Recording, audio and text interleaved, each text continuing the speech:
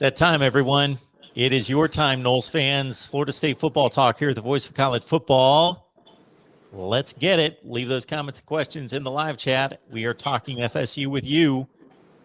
Jason Parker, NBC6, right in the middle there. Logan Robinson, we're going to push you to the side because Jason's here. Good. We get pushed to the side. Jason takes the center square. Logan, Noel game day. I am back. I mean, the Florida Panthers finally got swept out of the NHL playoffs by now. Logan, are you officially on the Lightning bandwagon since you're going to be moving to Tampa? I'm not on the bandwagon. I'm not on the bandwagon, but I'll pull for them absolutely if I'm going to be moving down there. Definitely, if I go to a few more games, and I'll be like turn into maybe a fan. We'll see. I don't really have, I'm a Penguins guy. But I'm more definitely excited towards the Steelers. I kind of just picked the Penguins because they're in Pittsburgh. But, now that I'm, potentially moving down the Tampa area, might become a Lightning fan. Because if anyone jumps on a bandwagon, it's Logan. I mean, you jump on a bandwagon like nobody. Where else? I'm a Giants fan, San Francisco Giants fan. I'm a Steelers fan. I'd also like to point out to Mark Rogers, I mean, you're still the voice of college football, but also at the same point, if we could go to the wide shot of Mark for one moment. Mark, if we could take your wide shot of you.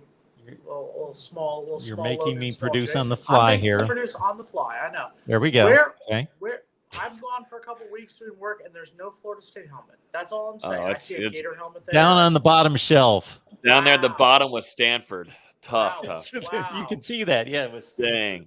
Down there was Stanford. But meanwhile, Tennessee gets up top, but now we're behind your head.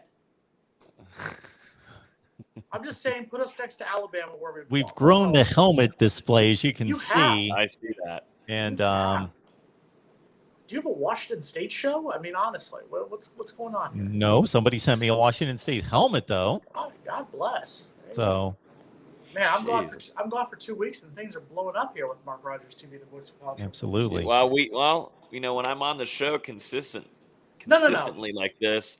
The views start going up, the revenue, that just kind of starts churning and churning. The wheel just keeps going. I'm only back because I've decided that I'm only going to come on the show when Big Game James Coleman is here. So now I was about to say, James is here, that's why I'm making my return. We see half of James right now with his head. But yes, that's why. I will only work with Big Game James Coleman. There we go. I think I got it working. That's fine. Can you see me now? Yeah, we see you. Oh, we man, looking good. It's a full show tonight here. Full show. James is crystal clear tonight. We're going to cross our fingers. Oh, yeah. I had to pull out the iPad so nobody can call. Like, unless somebody FaceTimes me, then I'm gonna be really mad because nobody should face. It's the only two creatures that should be FaceTiming me are in my living room, so they can go knock on my door. So nobody FaceTime James Coleman for the next 45 minutes or so. Yep. Stop it. All right, we're going to dive into the news of the day, and Jason has warned us. I was going to say promise, but he basically warned that he's going to be unleashing some fury later this hour. We will see. You got to make fun of Miami. I mean, I've got 3 weeks of making fun of Miami to get in, so that's why. Yo, man, you must be talking about the news that the last 2 days. Which one? Oh, about a certain lineman? No, forget that. About a certain NIL collective. I ain't never seen somebody fail that bad. No, not like, it got about as broke as me right now. Thoughts and prayers at this moment. Thoughts and prayers for the Canes. We have a whole hour to make fun of the Canes. Let's take a bit step by step here.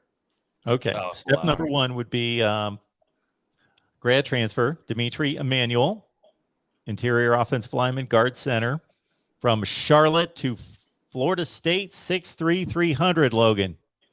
Yeah, no, I mean, obviously, I know what Florida State fans think. Charlotte, Coach Atkins, boom, that already puts you probably in a really good spot if you're trying to seriously go after and target a guy like Dimitri, who I think is like almost as old as me. I feel like has been contributing to Charlotte since 2017.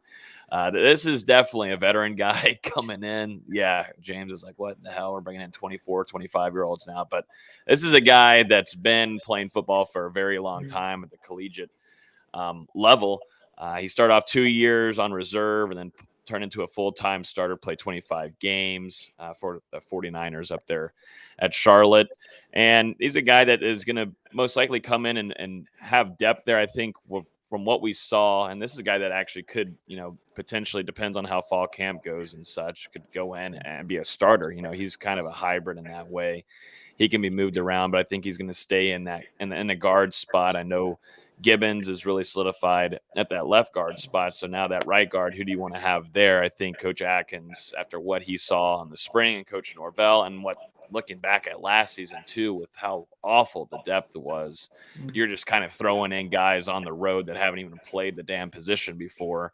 And Coach Atkins, admitted that and told us that after one of those games, saying, a few of those guys, they've watched film and they've seen it, but they haven't played at that position in a collegiate level. And when you're on the road having to face an ACC opponent and you're just shuffling around guys that haven't even played in their selected roles coming into Florida State, or, haven't even practiced it, hasn't even gone through scrimmages, it's just terrible. And so I think, Coach Atkins, the whole staff is trying to make sure that they have enough depth, because this spring we thought first off that, this offensive line group might be one of the most, you don't have to worry too much about them kind of position group. And it hasn't been that way for years. And it was kind of like a blind side this spring. I didn't really feel good about that offensive line. I think too, you can't go against Florida State's defensive line this spring and how well they look with Fabian Levitt, Robert Cooper, and two potential starters too behind them with Jared Jackson and Malcolm Ray. They just didn't feel so good, I don't think, about the offensive line. Definitely depth-wise, I think they feel pretty fine. They feel strong about their starters there, but they don't feel good, in my opinion, when one or two of those guys go down. They just don't feel good about it. So they're going after these grad transfer here, and I think they're going to go after big-time guy out of a JUCO, which we'll talk about maybe later. But Logan, along those lines, you talked about it a little bit when you were talking about Dimitri. But we talked about how Florida State was going to go after certain people after the spring game. We talked about where they're going to go after a quarterback, where they're going to go after some guys on the defensive side of the ball. Should this concern Florida State fans that you're still going after an offensive line, a group that, despite your constant praise of that group for the last two seasons, has been, for lack of a better term, god awful? Just about them going after people we should be worried? Yes, but I guess my question would be, we've talked about it. The offensive line has gotten slightly better. I will admit that it gets slightly better last season.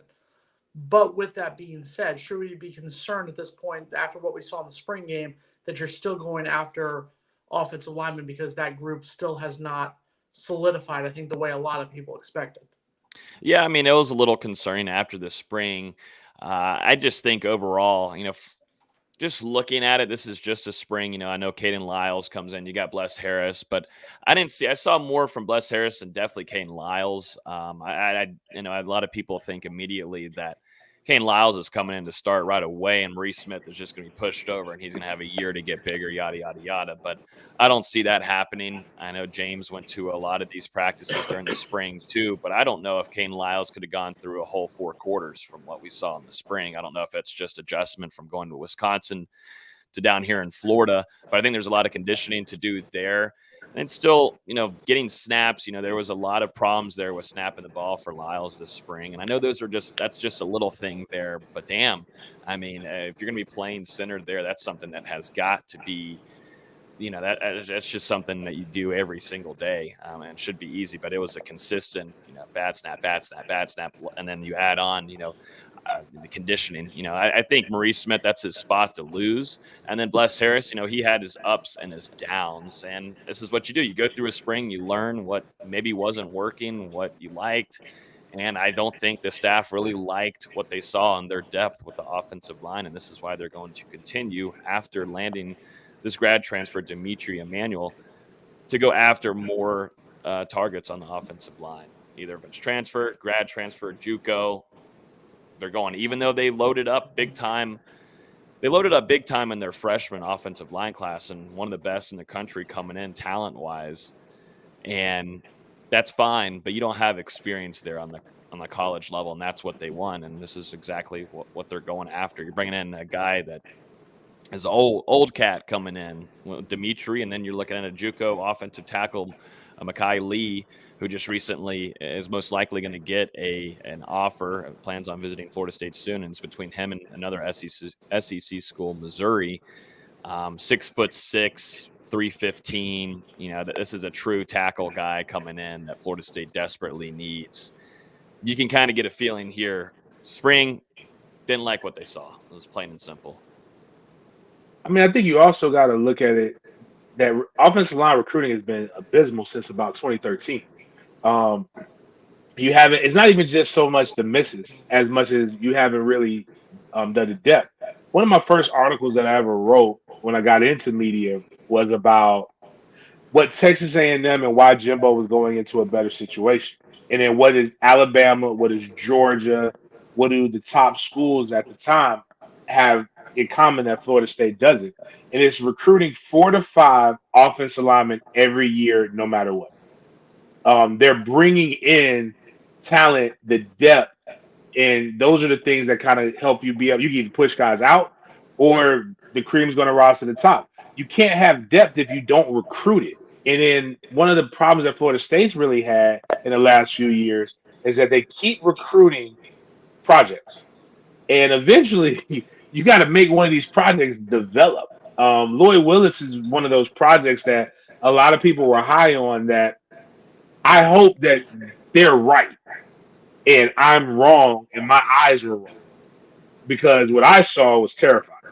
And now Robert Scott looked better, but you need more help and more depth. And I think Lyles, his body type actually looks like he belongs, but I think Maurice Smith, right? Yep. Maurice Green's the Mr. Fastest Man in the world. He's definitely not that body type, but he had an eating issue, and they hopefully got that corrected, so he's able to get the mass that's necessary to be able to play offensive line on a Power 5 level. But then you bring in, like you talked about, you bring in this guy Dimitri, you possibly bring in another JUCO guy, and at worst, these guys provide valuable depth. But if you what's the point of having 5 leftover scholarships right now and not using them?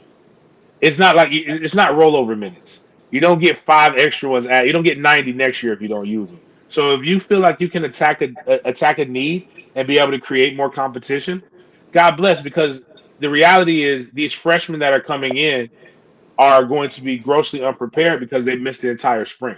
That's what's your boy from Miami name whose dad played here? The offensive tackle, but I think we're gonna play him at guard. Armello.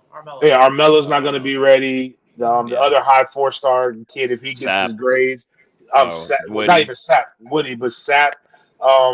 Now we saw the one guy who came in who was fat from Georgia, complete body transformation, by the way, too. I think he's number 69. Complete body transformation, what he looks like. Kanaya. You need that's why Kanaya is an example of why you need early spring enrollees for your guys. But I understand St. Thomas Aquinas doesn't let kids early enroll, which I think is stupid now considering how much talent they put out. But those are the things I don't mind it. Keep getting better where you can get. You missed on. We wouldn't be having this argument if we got Mims. So like a few weeks ago, we were like, yeah, bring in Mims. We need the help. Same concept. We'll interrupt the first-rate analysis here on the offensive line this is right in Jason's wheelhouse right here. Jason needs to take this one on. God. Let's make a bet this year. Miami, Florida State. If we win, y'all have to wear Miami gear for the rest of the college football season. If you all win, I'll donate money to Rising Spear. When I was married to a graduate, something New King God never attended the University of Miami, but we all knew that was coming. And I was sick with the flu, and she brought me a glass of water in a cup, and I said, "Thank you very much. I'm going to need this in a different cup." If I refuse to drink out of a cup, do you ever think I would put clothing on this delicious temple of a body? That's never going to happen. I know it's not going to happen with James. I know Logan would never put green and orange anywhere near his temple. So no. If you want to tell you what, if Florida State wins, hold on. If Florida State wins, Sure. New King God will donate to Rising Spirit. If we win, or excuse me, if Miami wins, we will chip in towards, I don't know, John Ruiz's lawyer funds for his next Ponzi scheme when he gets arrested. The next player who gets arrested, we all know that's going to happen before the start of the season. We'll donate to your legal fund at the University of Miami. We'll do that. How's that sound? MSP recovery right now is $3.73. It opened up. If I guess the week high was $5.76. I will buy 100 shares of MSP recovery. Actually, by that time, they might be able to afford 1,000 shares. There you go. Keep it staying the way it is, so they can help with the NIL relief fund. But the U is the back. thing is, I have no idea how much money you make, New King God, and I wouldn't want you to donate to Rise of Spirit. It would have to be Micanopy, 1851. If it's going to be anything for NIL for me, but I have no clue what you actually even can bring to the table. Like, I mean, it doesn't count. If Miami fans had as much money as they like to brag about the people who do have money, Miami would have never been in the situation that they were in. So, like, now if you were John Ruiz, I'd make the bet with you, but I don't think John Ruiz can. John Ruiz I believe he actually has some money. He just doesn't have as much money as portrayed. I wouldn't make that bet because I think big bank take little bank. I agree with that. John Ruiz, when they do the U Part 3, when that eventually comes out, if Miami does ever win a national title again, he'll be that last hour. Like, if you remember in the U Part 2, the last 45 minutes or so was the Nevin Shapiro portion. I'm so mad at him. So yeah, he'll be that last, the money. Right, he'll be that last 45 minutes of that part right there for the eventual next probation the University of Miami is on. Yeah. See, you can get it in the first half hour. I can get in my cracks in the University of Miami. It works out perfectly. It's beautiful. Yes, I was counting on it. That's why I'm here. Yes. And we're here. I would say Gibbons was a really, really late addition to Florida State's team last year. Yes, Kane Lyles has definitely a head start here, which FSU fans should be very happy for.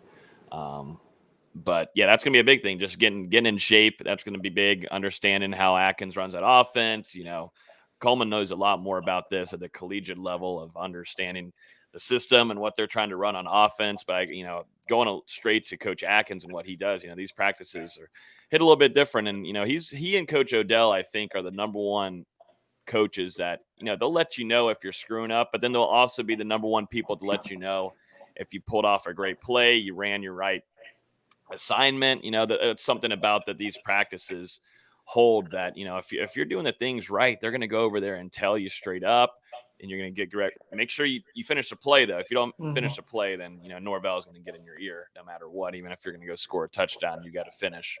But that's the thing, Coach Atkins, and he runs a strict program there. Now he's getting some big guys in that room. But like Coleman said, Woody, we don't know. There's some optimism. I think there's better optimism now that he's going to be, in the system. He's going to be coming to Florida State. But Krishan Sapp, great size guy, but young, not going to start right away. Armella's not going to start right away, but really talented too. Those three guys alone that haven't hit the campus yet, they're not going to come in and make an impact. That's why you're going after these grad transfers. But yes, Dimitri is a nice addition too. And Charlotte's offensive line group, they don't play up there. So it's nice to get an experienced guy on the field, which Atkins and Norvell wanted. Gregory, make sure Mark has your money before the LSU game. I want my money. Or if you're going to be in New Orleans, you can give it to me at the game after Florida State gets that win. After we get the dub, I want my money. Yeah, you guys. That's crazy. This guy's. Greg and I bet some money on the. Oh LSU yeah. Yeah. What did you guys settle on there? I believe we said it was $20. We each put $20 in. I know. Sorry. Nice. All right. It's called balling on a budget, James. I saw the depressed look on your face. Right. We don't all have that. We don't have that Mikasuki 1851, whatever the hell you're doing. We all have that money, all right. Mikasuki. Whatever the we could have called it that. Actually, now that I think about it, it would have been actually pretty damn good. I said I come with ideas here. Yeah, Dimitri played in 2017. This is an old guy. Old. Yeah. I don't know how that even makes sense, but Well, Still hey, kicking around Florida just State like played Alabama then. he's kicking around just like your old guy James Blackman. He's going to be playing for Arkansas State this year. I'm gonna say, James Blackman's still alive? yeah, he's still Yep. alive, barely. Still rocking, baby. I'm gonna say a name that only James Coleman will remember. I think Logan will remember. Some of our OGs here will remember. He's David Castillo. That's all he is. Yeah. That's my dog. David Castillo got a bachelor's degree, got a master's degree, got a doctorate. I think he was Dr. Castillo by the time he left. Like, damn. Yeah, he wanted to be a surgeon, but because he had so many surgeries, but his hands were so messed up, that he couldn't do it. So like, he's actually a really good doc. I like David, but yeah, you're right though. Those med reds, that was before COVID. Like that, he got two medical. He got a red shirt and a medical red shirt. Stanford Samuels was similar. Yeah. Boosie had a whole bunch of years that he was there as well. No, Greg, I don't have that much money. Let's calm down to that. No, we're betting you. That's it. I still owe Mark for a bad Georgia Tech bet last season. We're not going to mention any other shows here, Badass Buckeye, but you're incorrect there. Whoa. All right. Willie says Florida State will be lucky to be 500. Miami at least has Van Dyke unless Bobby Bowden comes back. Florida State is on for Nowhereville. Miami. Okay. Willie is coming at it hard here on every show here recently. Well, Willie the can't Florida State guys right. in Dreamland. Willie can't spell right, number one. Let's talk about that. The incorrect grammar. The grammar police in me is just disgusted by what Willie wrote here on this one. No, Willie is the delusional Miami fan. And as the one guy in the group who lives in Miami, I live with nothing but delusional Miami fans. I have a bet with one on-air talent down here who honest to God believes Miami will go 12-0 this season. Swear to God, believes Florida State, believes Miami will go 12-0 this season. Miami has 10-win talent at the skill positions. Yes, Tyler Van Dyke is much better than Jordan Travis. I've said that before. I'll say that again. I'll say that leading up to the Miami game on November 5th. But Miami doesn't know how to win the stupid games. Miami will go 8-4 this season and go, how the hell did we lose to Virginia? How the hell did we lose to Florida State? How the hell did we lose to North Carolina? That's what Miami's going to be. Can they fix that in a couple of years? Sure, absolutely. But entering this season, Miami does not know how to do that. Someone won that. I was just going to say, it just hit me what I need to do with this show is I need to simulcast it on the Miami channel. That's what I need to do. I need to just get it all engaged. Exactly. Yeah. I was going to say Jordan Travis won that QB battle. He did. This last meeting against someone who ran that last drive there. Hey, you know what? But I'll say Tyler this. Let's give Tyler Van Dyke credit. Tyler Van Dyke threw more touchdowns than Jordan Travis. Let's be honest. He also threw more interceptions. He also threw more interceptions than Jordan Travis. I mean, he did more than Jordan in that game. He spiked it incorrectly with less than 3 seconds left on the clock. Jordan Travis didn't do that. I mean, Tyler Van Dyke did so many things different than Jordan Travis last season. That's two. That's 2 knocks on Miami. I can get this in all day. All right. I can get it at least 4 before the end of the show. We are transitioning to the scheduling portion of our conversation here, courtesy BGPO Football Funk, and have a good time trying to figure out what those initials stand for. He finally had to tell me. Who will be Florida State's permanent rival outside of Miami? So for anybody that's not understanding what's going on with the scheduling, the ACC has basically decided that they're going with a 3-5-5 schedule, meaning that every school in the conference has 3 permanent designated rivals that they will play each season, and then the rest of the conference, there's 10 other teams in the conference, will be divided between groups of 5 and groups of 5 to alternate every year. So no more not seeing a team for 6 years as you rotate through the other divisions teams. You will see everybody at least every other season, but there are 3 designated rivals. Florida State obviously is going to draw Miami. That is the most important game in the conference the entire season in terms of rivalries. Who else, Jason, since you weren't around for Logan and my discussion last week, we'll kick it to you and then James in terms of who do you think Florida State's going to draw? Who do you think they should draw? I think the betting odds are pretty simple that it's going to be Miami, obviously, because Miami is the cross-divisional opponent right now. It's going to be Clemson. I mean, they kept Clemson and Florida State together, and those are the teams that have essentially, for a good, you could make an argument that for a good 20, 25 years, those were the two teams that ran the ACC, were Clemson and Florida State. And it's going to be Georgia Tech. And we've constantly heard Florida State fans complain about why are we always playing Boston College, but we're only playing Georgia Tech once every 6 years. On paper, with Georgia Tech being kind of in the bottom half of the ACC, on paper, it looks good for Florida State. That being said, here's our pop quiz for today. When was the last time Florida State beat Georgia Tech in the regular season? Yes, they beat them in 2 ACC title games in 2012 and 14.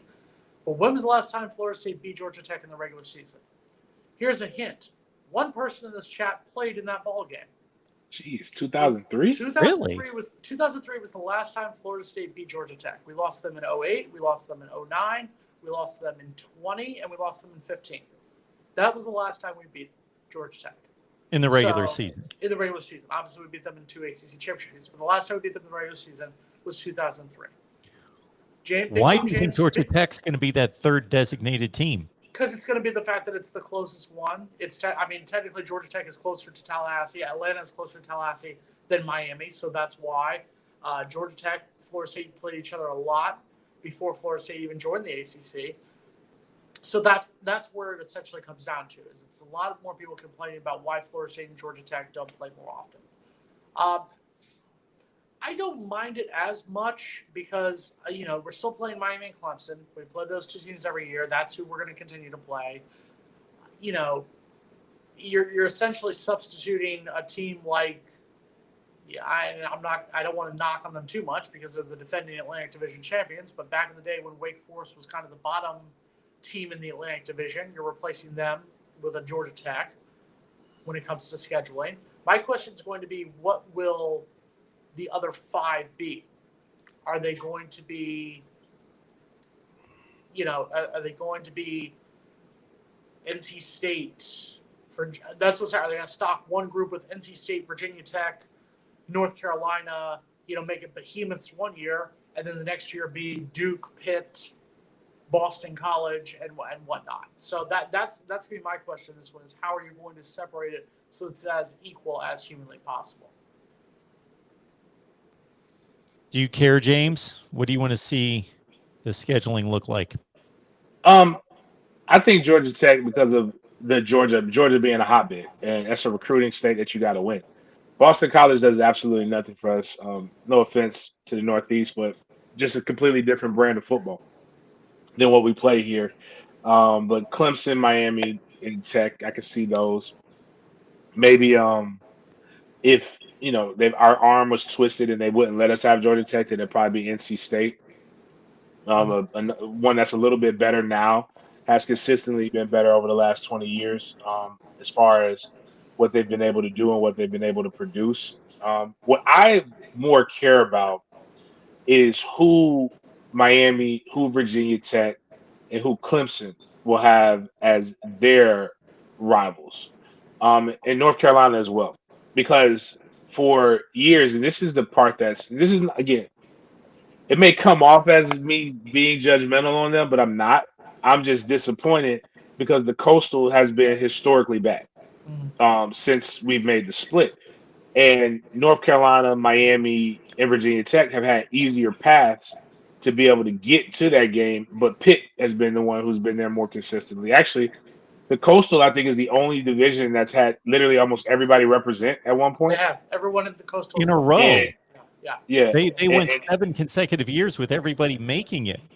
Yeah, and that's amazing. While that sounds good for parity, it's terrible. We don't want that, and it's crazy because when you look at the Miami schedule, you're like, they should be the best team in the Coastal, but they lose somehow.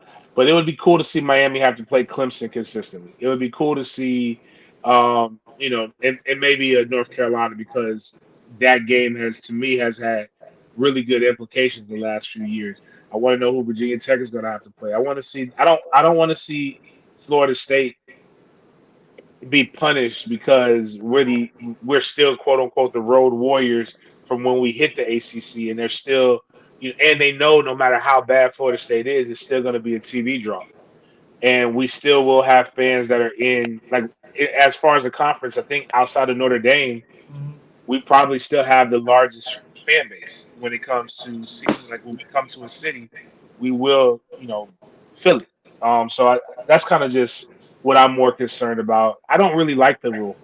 I'm gonna be honest with you. I like the divisions. I like the consistency that you'll have. I just didn't like, it seemed like every time Notre Dame needed to play somebody, they threw Notre Dame on us, and then every time that we kept getting a harder schedule. So that's my only gripe. I think, in looking at it on the surface, I think the problem with this, and I agree with James, I'm not a huge fan of this either. But I think what it's going to end up being is they're going to try to put as much of the close teams together, like I said, the distance-wise, Miami, Clemson, and Georgia Tech. And I think that's what a lot of this comes down to. A lot of this comes down to is keeping the North Carolina schools happy. So that's what's going to be. All those four schools are just going to play each other, because I think there's a lot of people who are upset that North Carolina and Duke are in one, NC State and Wake Forest are in the other one. And once again, the ACC does everything to appease the schools from the state of North Carolina. As far as Miami goes, I wouldn't be shocked if they put like what John says right here. I wouldn't be surprised if Miami's teams aren't Virginia Tech, Syracuse, and Boston College, or Virginia Tech. Florida State's got to be one of them. So Florida State, Virginia Tech, and Boston College, or Syracuse, or something like that, to bring in the old Big East numbers from that accord. But if you're asking me, am I really upset that we've only played Georgia Tech once every 5 or 6 seasons? No, that doesn't bother me as much. And I don't understand, I like that we played Pitt, even though Pitt beat the hell out of us in 2020. I like that we played Boston College every year. I liked going up to Chestnut Hill to those games. I like going up to Syracuse. So I don't mind it as much. I think the question is, why are we complaining about the schedule when we just need to win games? Right now, over the last 4 seasons, we can't make an argument about, we should be playing Georgia Tech. We need to win games first, then we can have a say at this. But who else can have a say, since we're 11 minutes past his time here? I mean, he's been here the last couple of weeks. He can't even just interrupt and go with it.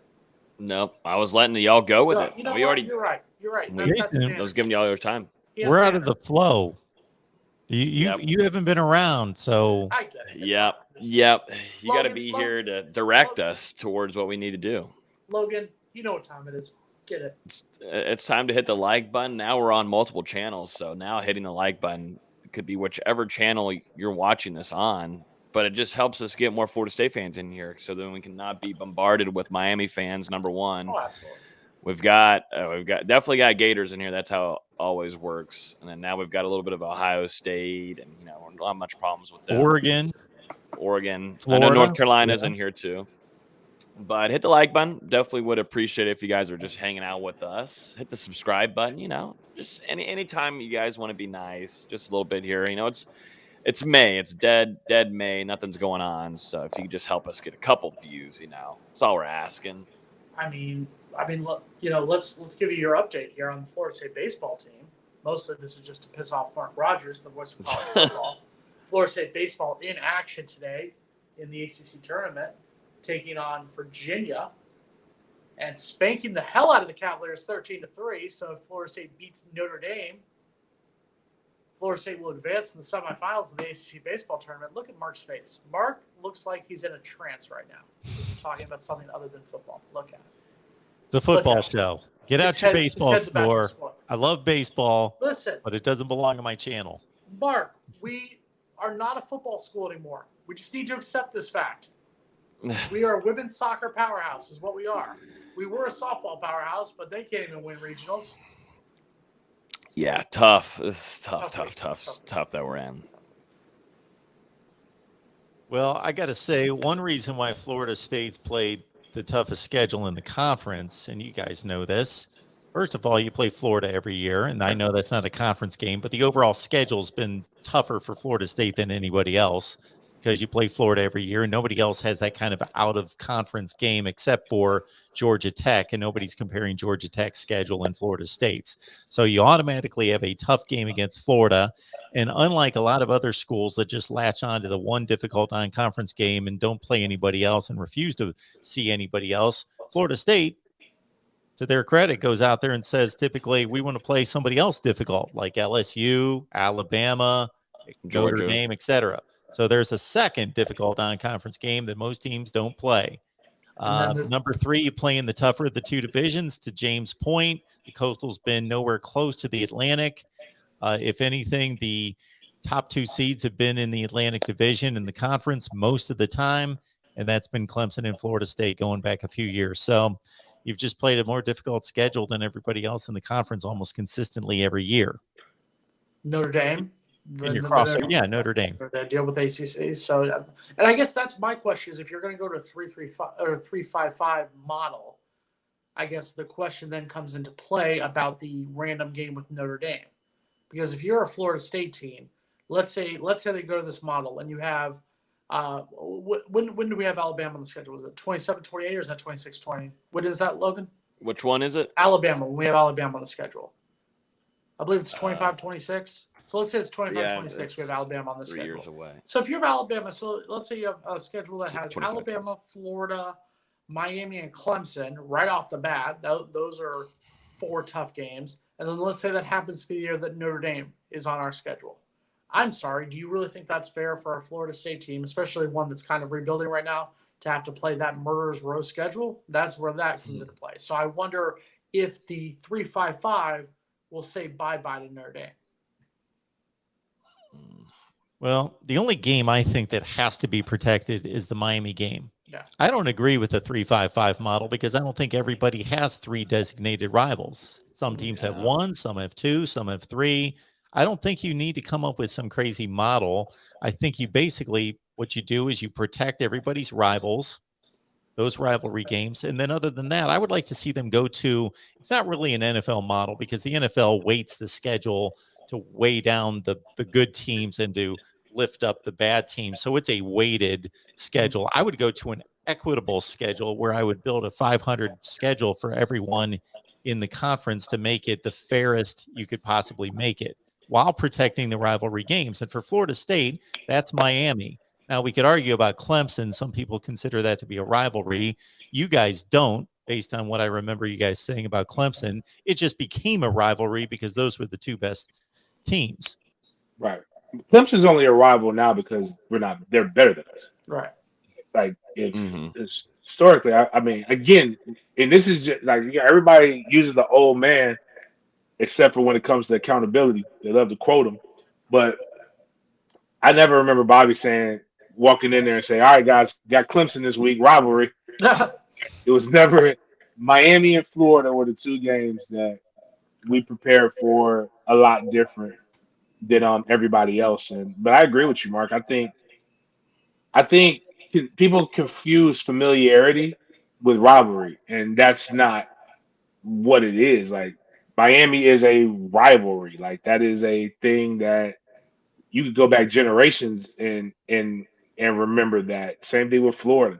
I mean, there's a freaking law or bill that was passed for us to play the University of Florida every year. So I mean, like, if we changed conferences and Clemson wasn't there, nobody would ever remember us playing Clemson in 10 years like that. So I mean, but I think it should be more random. I think the NCAA and the conferences are doing the most copping out and not being leaders. And this is where I really believe eventually the fall of the NCAA will happen, but not because of NIL, not because of conference games being boring.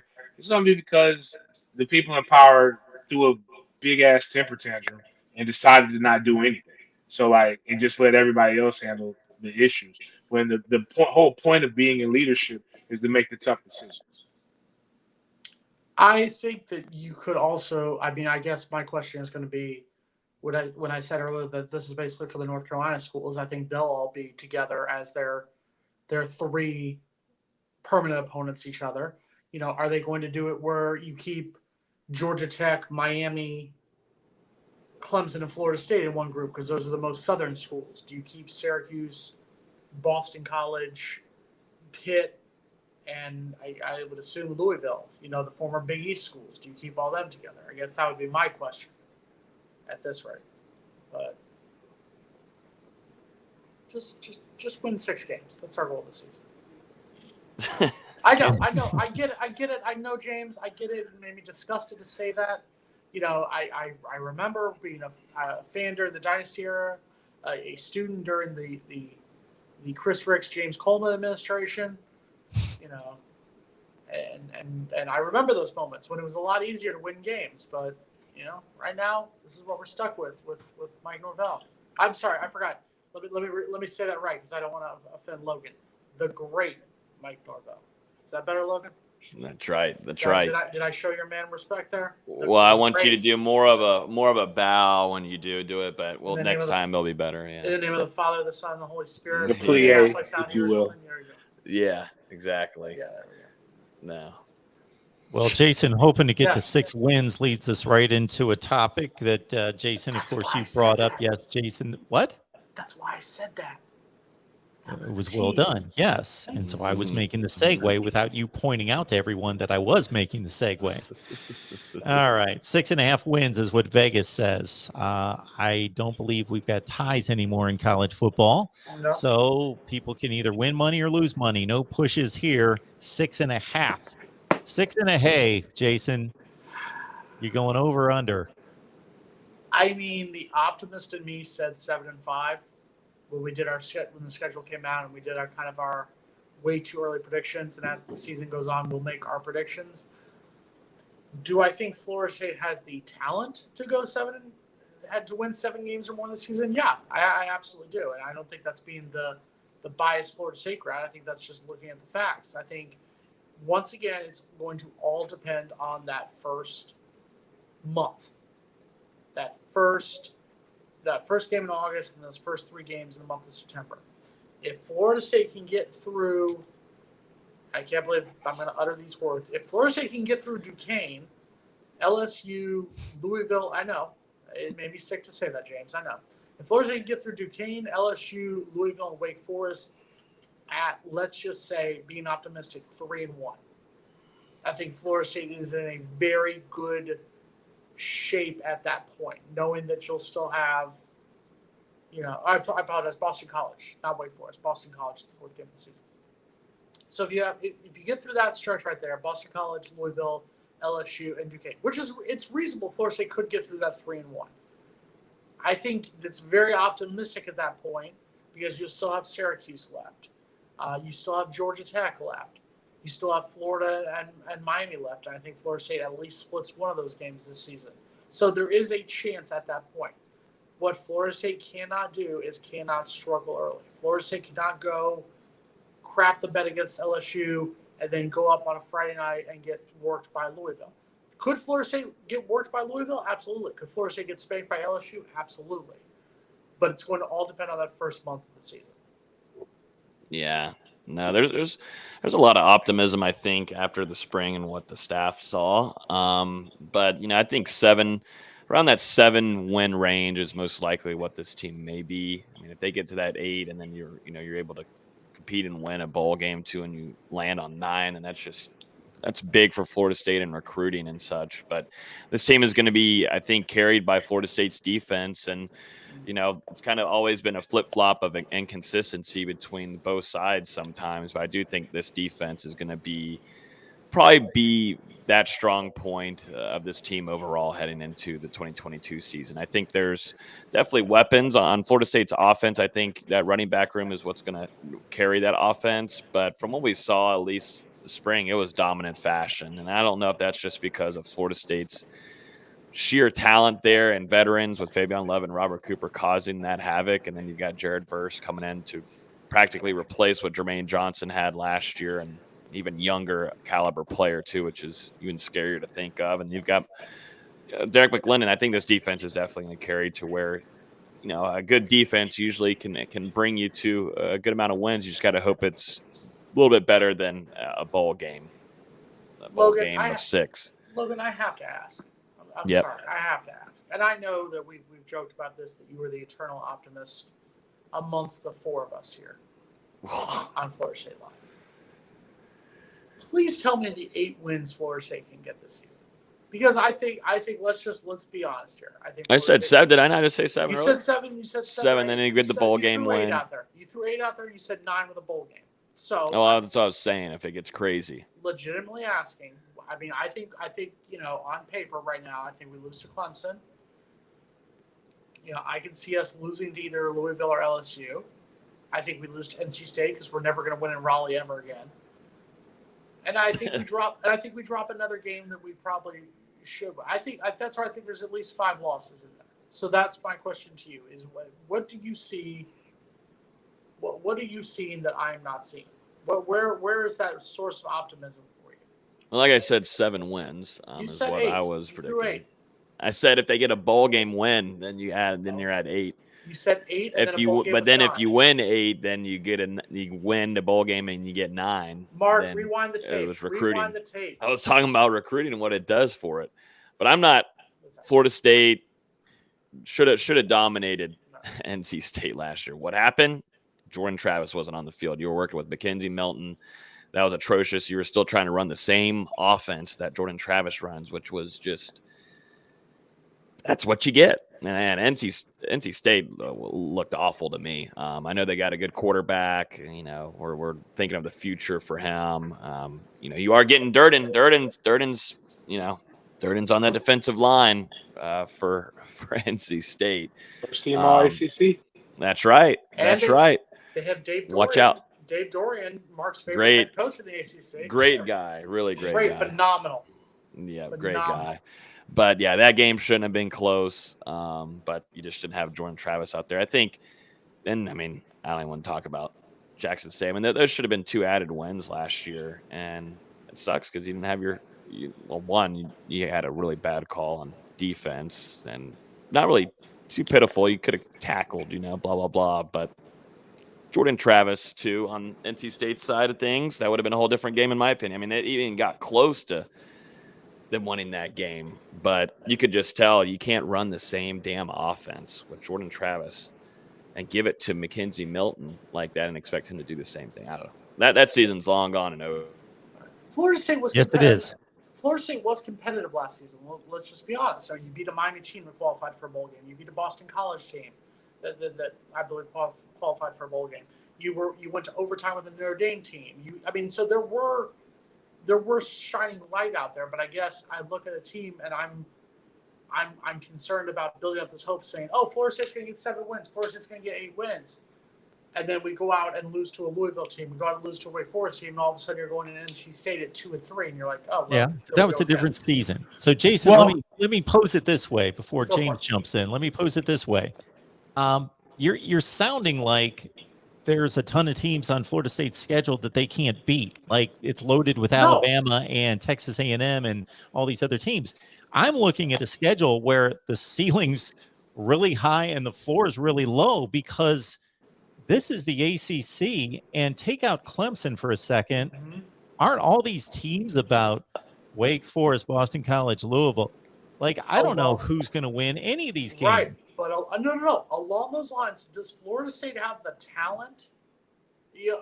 Like I've said this before. They have the talent to win any of these games. I've made fun of Miami before, but the same thing can be said for Florida State. Florida State has the talent to beat Wake Forest on October 1st. But this is also a Wake Forest team that beat the hell out of us by 21 points last year. This is and I get what Logan's saying about the Mackenzie Milton versus Jordan Travis. I get that and I understand that. What I need is last season I said Florida State would win at least 7 games, and Florida State went 5-7. What I'm saying is we've spent these years saying Florida State's going to be better, and then they go out there and they don't live up to that potential. So that's why I am a little bit cautious. I pray to God Florida State goes 8-4, 9-3. I pray to God in heaven that happens. I'm just being a realist that step 1, beat Duquesne on August 27th. Then we can focus from there. That's needs to be our number 1 step. Don't worry about Miami. Don't worry about Clemson. Don't worry about Wake Forest. Don't worry about anything else. Beat Duquesne. I hear what you're saying, and you're 100% correct. That just makes for bad radio, though, like for the prediction show. Because the reality is what Mark said is 100% true, is that there is only one team on the schedule that from, I'll say 2, because to be honest with you, Miami was more talented than us last year. Miami deviated from what was good, and the problem is the coach that they have now, whether they want to admit it or not, does what they're not good at. Like, you have a quarterback that should be a Heisman contender, but you have a coach who has shown you nothing but ground and pound and try to play defense, and that's just what the reality is. But from a recruiting standpoint, they've out recruited. When I look at what Florida has done and what LSU has done in the last 2 years, it's the turnover that they have, not just in the coaching staff, it's the players who have left and what they brought in. So it's kind of diluted what they normally are on the SEC level. Florida is taking a long-term approach right now with Billy Napier, which is odd because you fired a guy because he wasn't winning quick enough, but you're hiring a guy, giving him the patience to build it the way you want to build it, and he moved out a lot of people. Now, the wild card is Anthony Richardson, and now that he'll be playing for an entire year, what will you get? But I think that same wild card is what Florida State played against, and which would be one of my critiques. And I think if you sat Mike down, he would tell you that's part of the reason why they took a strategy that they did. Last year, they should have the strategy they're taking this year, they should have taken last year. If you the time to not replace Jordan Travis would have been last year and let him and ride out with him. You do need an adequate replacement now, just in case something happens, even though he seems to be gaining weight. But you brought in a guy that you never saw throw. You brought in a guy who had all the hype and everybody wanted him to succeed and achieve, but he only had one leg. There was nothing that he could have done to be able. He shouldn't. It's amazing that he's walking, let alone trying to play football, and that's why you lost to North Carolina State. That's why you lost to Jacksonville State. When the reality is, you shouldn't have ever tried him out. You should have tried a Jordan Track because he wasn't hurt. He ended up playing in that. No, not that game. The game after that. It's like you kept playing musical chairs with your quarterback. And one thing that people don't understand is, especially when you've got various heights and game plan strategies, it really throws you off. Like, you've got a quarterback who's petite, and then you got a quarterback who's like 6'2", 6'3". And just even how the ball is leaving is completely different. So, like, you're as a wide receiver, everybody says wide receivers should catch the ball, but you're trying to catch the ball from two different throws. It's like a batter trying to hit somebody who's who can throw left or right. It's like you don't know what the hell is going on up there. Like you're being confused. So I think Mike has no choice but to dance with the lady he brings, which is Jordan Travis. Now that could really work well for him, which I hope it does. Or you're going to see the Duffy era begin. But even then, I still think that you at least know there's a level of certainty at the most key position that you haven't had any of Norvell's tenure. You didn't have it during the COVID year because that's when we found out that Jordan Travis could actually play, and then you didn't have it last year because you kept playing musical chairs. Just put the quarterback out there and let the chips fall where they may. And if he keeps getting injured, then you know that you need to go ahead and move on with somebody who's not injured because the best ability is available. Florida State Live every Wednesday, 6 o'clock Eastern Time with these three. Jason Parker, NBC 6. Big Game James Coleman. He's all over the place. I'm not going to, like Jason, try to pronounce his NIL because I forget how to. I don't even think I knew at the beginning.